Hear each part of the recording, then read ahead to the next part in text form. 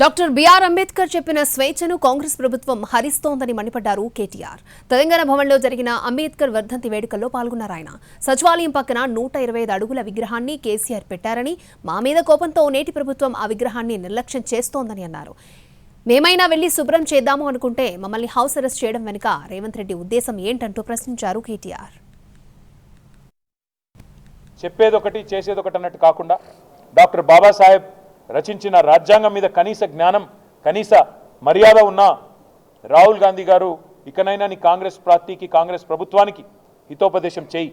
వారికి చెప్పు, ఈ వ్యక్తిగత దాడులు, వ్యక్తిత్వ హననాలు, రాష్ట్రంలోని బలహీన వర్గాల మీద జరుగుతున్న జులుం ఏదైతే ఉన్నదో ఈ విషయంలో నీ ముఖ్యమంత్రికి సద్బుద్ధిని ప్రసాదించే విధంగా అంబేద్కర్ గారి వర్ధంతి సాక్షిగా ఖచ్చితంగా ఆదేశాలు ఇవ్వాలని కోరుతూ, మరి ఇవాళ మమ్మల్ని పోనీయకుండా మేము పోదామనుకున్నాం.